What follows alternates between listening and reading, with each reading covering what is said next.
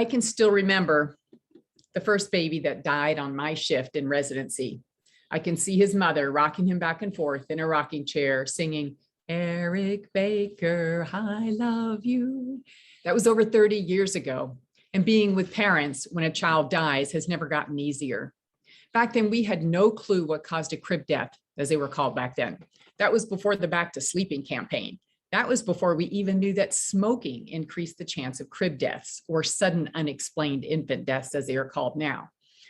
And that's common knowledge now, but what's not common knowledge is that any sort of air pollution causes damage to fetuses and babies.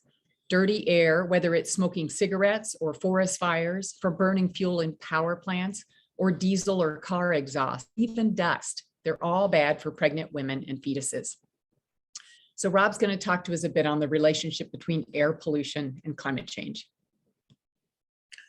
So as we go through the presentation today, we have some citations from scientific papers, a graph or two, but let's keep in mind that it's all about this, about people, particularly people in high-risk populations, which includes children and elderly, among many others. But it's also about people just trying to live their lives and do things that they enjoy in the setting of climate change. So we aren't going to spend a lot of time on this, but this slide shows the different impacts of climate change on our health. Across the top, the climate pressures, increased temperatures, rising sea level, of course, is not directly impacting Montanans, but will indirectly impact us, more extreme weather. Then across the middle, things like extreme heat, water contamination, changes in vector ecology, and air pollution, which we are going to focus on a little bit. And then in the bottom, the impacts on individuals, heat stroke, respiratory and cardiovascular disease, infectious diseases, particularly important and under-recognized mental health issues. And one of our focuses today, adverse birth outcomes and impacts on pregnant women. So let's take a step back though, before we go to climate change, let's talk about air quality, because that's where things start. We talk about air pollution a lot. And yes, air pollution is the cause of climate change, or the primary contributor to it. But saying air pollution is kind of like saying cancer. Depending on how you break it down, there are hundreds or thousands of kinds of cancer. They're all bad. Air pollution is also all bad, but let's look at it a little bit differently. The air pollution that contributes to climate change are primarily the greenhouse gases. Carbon dioxide is one of the most important just because of the sheer volume of carbon dioxide that we produce. Methane is one, nitrous oxides, fluorinated gases, and a few others. But the main components of air pollution that impact our health are not the greenhouse gases, but particulate matter, ground level ozone, which is different from the ozone that has the holes in it up over the Arctic and Antarctic. And then also included in this allergens as an air pollution or as an air pollutant, because that very much impacts our health. Now, before we go further, I want everybody to take a minute, and I want you to close your eyes, and we're going to take an imaginary journey. We're going to shrink down to the microscopic level, and off to your right is what looks like a piece of grit or a piece of dirt. Other people may see it as maybe even a clear drop of fluid. That is particulate matter, and that particularly is PM 2.5 or 2.5 microns in size. Now, you probably don't want to lean on it because it also has acids and heavy metals and may have some biological contaminants like bacteria or viruses. And I think of it as being prickly. Now, it's about the same size as we are. Off to our left, towering over us, 3 or 4 times our height, is another big thing. In fact, it's a human red blood cell. And that gives us an idea of the size of PM 2.5, which is one of the really bad actors in terms of our health. Now, we're going to blow ourselves back up, back to our regular level, and consider that PM 2.5 and smaller, it's again, this very biologically active particle we breathe it in, it gets into our lungs. Now, bigger particulate matter, such as PM10 or 10 microns across, settles out in the upper airways, and it can get down to the smaller airways, but not as much as the PM 2.5. And if it does, it kind of sits there. But PM 2.5, in addition to causing irritation and inflammation in the airways themselves, actually can get into our bloodstream. Now, think about that. Something we breathe in gets into our bloodstream, a particle. That's bad enough. But these particles have been found within the blood-brain barrier, which nothing should be getting across the blood-brain barrier. And particularly important, what Lori will talk about in a little bit, is on the fetal side of the placenta in a pregnant woman. So that gives you an idea of why it's so bad and how it impacts our health, where it sets up inflammation and contributes to, in both particularly adults, increased heart attacks and strokes. It has impacts on pregnant women and their fetuses, and it has particularly bad impacts on our lungs.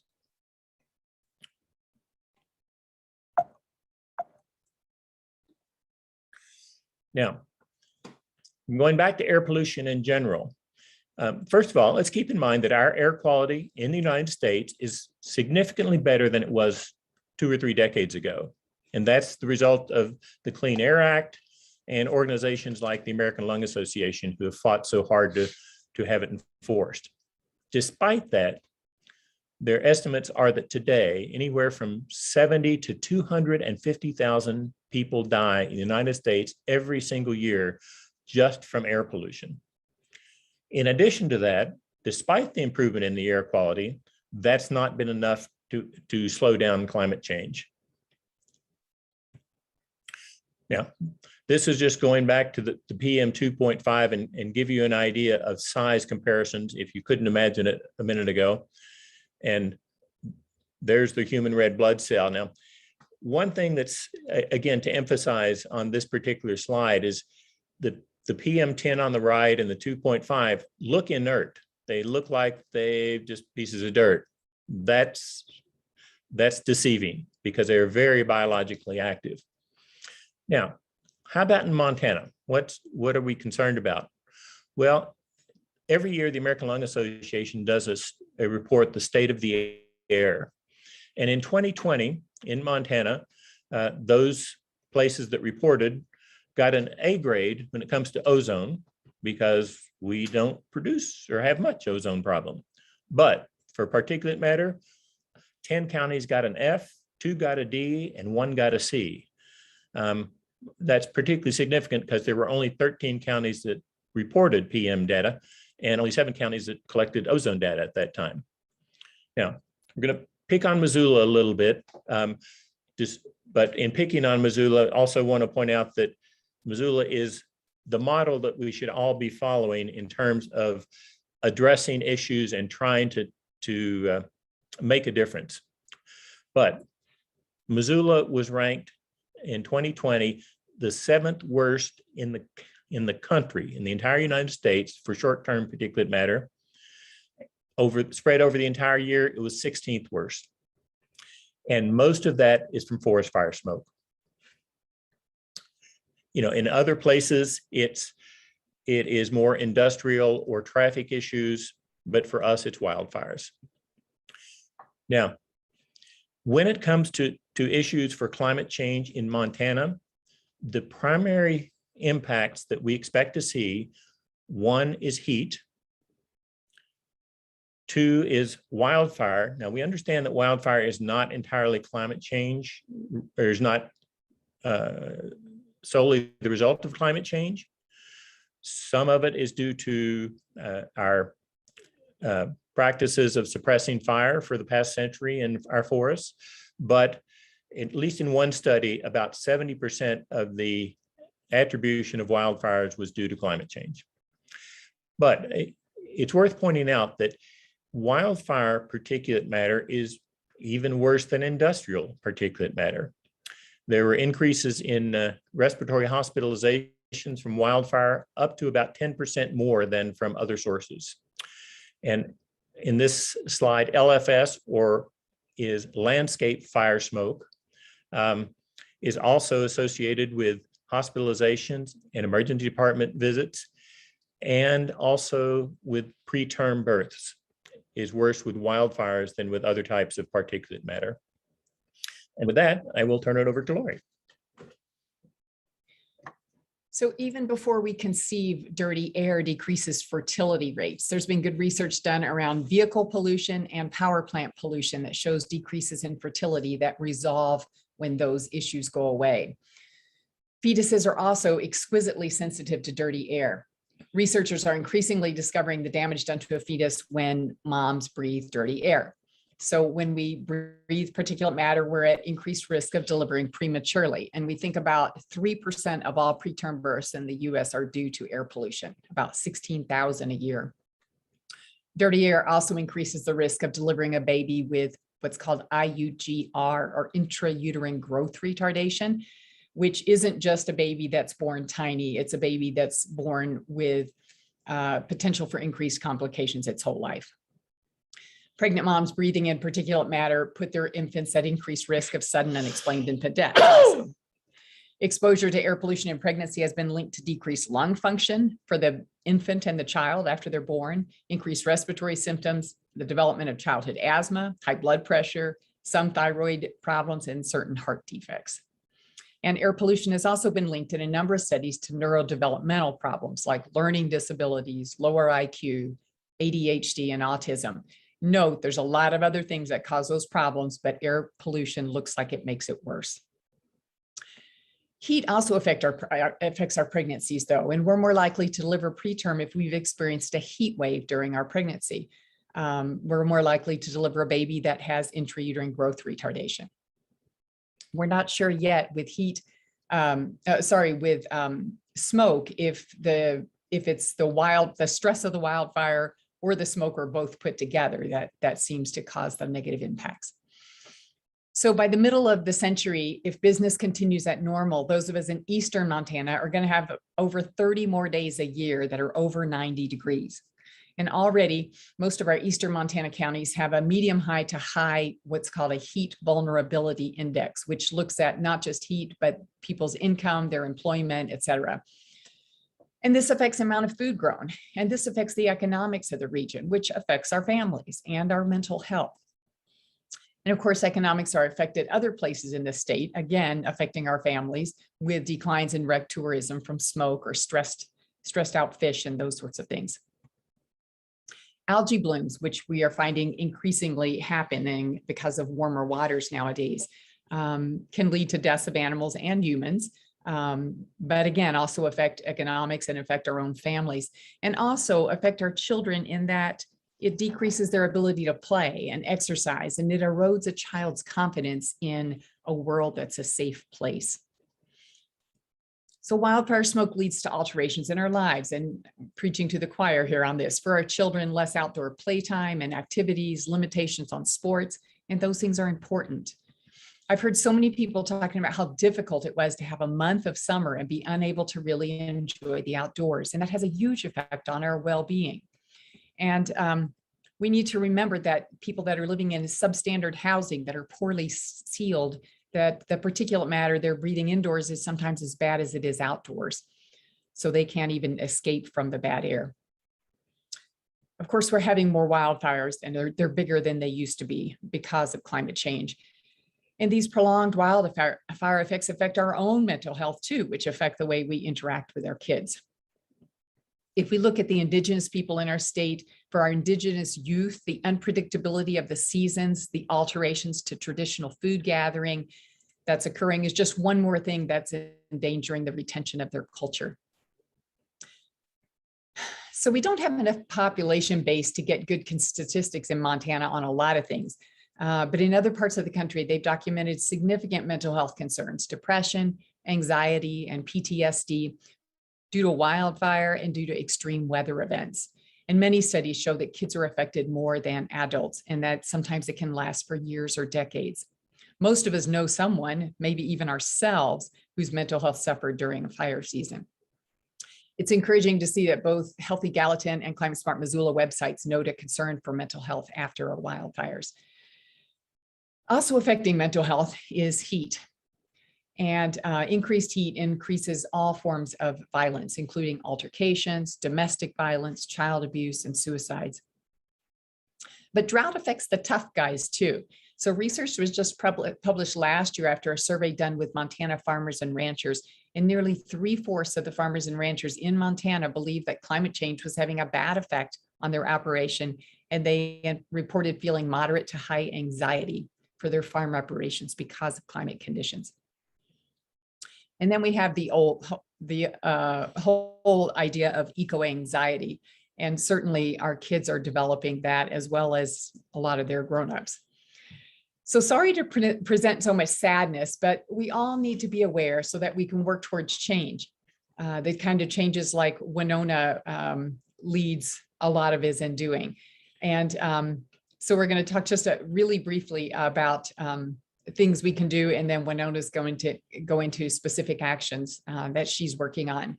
First of all, if the air is orange outside, we should be wearing N95s. And if the air is orange outside, we shouldn't be doing vigorous activity with our kids, because up to age 18, as best we know now, they're all in the vulnerable population. And so when we're planning things, we need to have an alternate insight, because we know how hard it is on kids when you've planned to go on this great camping trip and now you can't go. So have an alternate plan for inside. I don't know about you, but I still like sleeping in a tent in the living room. Bring nature indoors and plan on having arts and crafts. Do crazy Olympic sport games. Just be ready for a vacation that might not happen when it's during the risk of wildfire smoke season. So take your kids to protests with you, and I know a lot of you are doing that. Take them to the members of Congress's offices. Encourage your older kids, like your teens, to develop skills that are going to help them in protests. So speech and debate is a great way for young adults to develop skills and to educate other people on climate issues. Join a club, and that might be a virtual club. We know from living in Eastern Montana and homeschooling our kids that there weren't a lot of similarly passionate people around us. So there's groups online like Winona's group, and like the Roots and Shoots from Jane Goodall. But you can also look at the clubs people are already in, the kids are in 4-H and Girl Scouts, and they can do things related to climate change in those organizations also. Our quieter kids might be writers, and writing to members of Congress, writing in writing contests, doing a news column in a local newspaper are all things that our writers can do. And people really watch and listen to the kids that do this. Our daughter wrote an environmental column for 6 years, and we're just known in Hardin as the parents of Elizabeth Byron, because everybody knew her in her column. Kids can do fundraising, and they can be more effective at it than we are. So they can help them find a cause that they really care about. And I think as parents, while it's important to be optimistic, there's also a recognition that this is tough. It's tough on our kids, it's tough on us, and it hits kids at different ages and at different times. So be open to the possibility of needing mental health services too. So if you or anybody in your family are in any way touching health with your vocation or your avocation, we'd love to have you sign on with us. Just like with Winona's group, it's we get power from having more people behind us as we fight this cause together. So we'll hand it back over to Winona. Great, thank you. I just have a few more things to add. That was just really powerful and impactful. I think getting involved is the key for parents to feel better about what's happening, and also kids who are aware of kind of what we're facing and what the scope of the problem we need to address. I think Montana has numerous organizations to engage with on the state level, or at the local level. Like in whatever community you live in, there's probably an organization that you could join and get involved with. We're often asked what gives us hope. And my simple response is always action is our hope. Action and getting involved. And the truth is, even though it might seem like bringing up climate change is going to be a divisive topic or conversation, according to Yale's climate map data, 72% of Montanans know what's happening and are aware of it. And if you bring it up in the context of something you care about that the other person shares, there's a pretty good chance you're going to have a positive conversation, especially if you focus on just trying to have another conversation and not trying to win an argument. That's a really great place to start, is talking about it more. And that's something we can all do every day, is talk about it more, why we're worried about it, what solutions are out there, and why it's important for us to be involved. We put together a handy dandy guide to getting involved with the climate movement in Montana. Depending on the amount of time you have, many families feel like they have zero time, and that's a true thing. If you're working more than one job, even if you're working one job and have multiple kids, it's really hard to find time for extra activities. So this guide goes from zero time to having a couple hours a week to get involved. And there's also a link to taking climate action with kids, which anything from helping them bake a batch of cookies and doing a bake sale in your local park to raise money for climate, or one of the critters that we're trying to save in Montana. My daughter did that, and it was really empowering, and it was a whole Saturday morning activity for her, and she felt great afterward and felt really engaged and seen by her community. Another one of the kids involved with our group did a whole series of sidewalk art pieces with calls to action, questions, and she got questions from her neighbors. Her whole community right around her home saw that, and it was very empowering for her. So those are just a few ideas. And I know Moms Clean Air Force Montana always has, is our direct connection to action at the federal level for clean air and climate for families. And we look to them often for really amazing actions to engage with, from signing petitions or giving testimony. And Michelle might want to speak to that more. Do you want to add anything, Michelle, for getting involved? I love the recognition that I like to think about we're not running it's not a sprint, it's a marathon. And so we all need to think about how we can work together. What are the things that we can do that fit with our lives, that help move us forward as a community. And so Moms Clean Air Force right now, we're spending a lot of time focusing on Build Back Better, the Build Back Better bill, and getting that passed in DC. And, I think an encouraging thing to say is that there are families, parents, youth, caregivers all over the country working together to push for that. So that's a big thing we're focused on right now.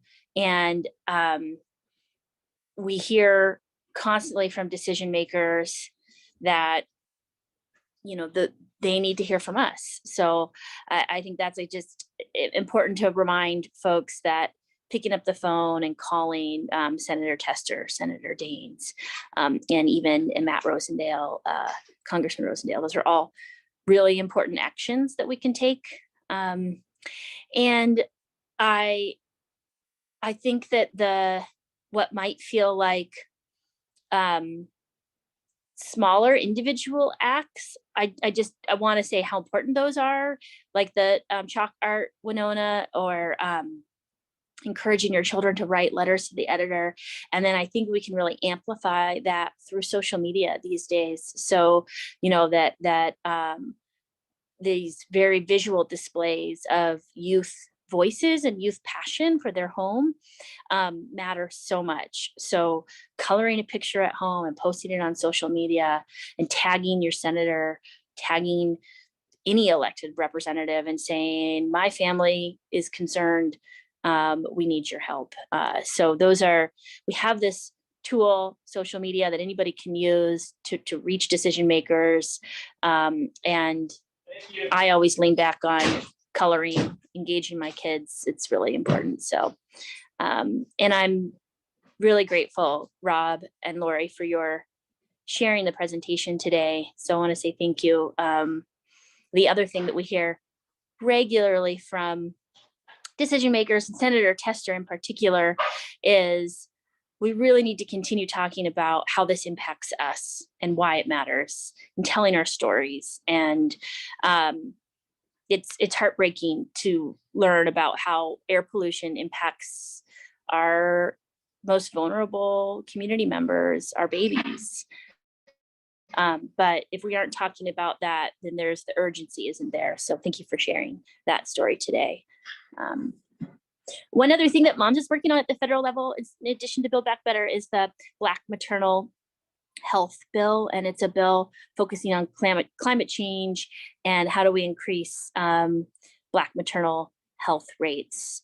And that's another priority for us as well. Thank you so much, Michelle, for joining us and sharing those actions. We love Moms Clean Air Force and loving partnering with you. And thank you for supporting this event today and being here. I have one more thing to share. We're part of an international network called Our Kids Climate, and we also work with Parents for Future Global. I'm actually a fellow with their Climate Parent Fellowship this year. And one of the things we're working on are collecting stories from Montanans who have been impacted by air pollution in advance of COP26 in a few weeks. We'll also be signing on to a parent and caregiver organization letter, which will be delivered, it sounds like, directly to Alok Sharma, who's the president of COP26 and the delegate. So we're pushing for that. So if you have stories, you can connect with us through this project called Montana Climate Stories. I'm going to drop that into the chat. And it is a collaboration between Families for a Livable Climate, Stories for Action, and newly Montana Health Professionals for a Healthy Climate. So we'll be collecting stories about any climate impact for that site. And if you specifically have stories regarding air pollution, we'll share those with the COP26 project as well. So I'm going to end. I want to thank Rob and Lori Byron. I'm going to end the recording now so we can take questions and just open it up. You can ask questions in the chat or just speak up. We have a small group and it would be nice to hear from everyone. Oops. I almost ended the meeting. That's not what I want to do. Stop.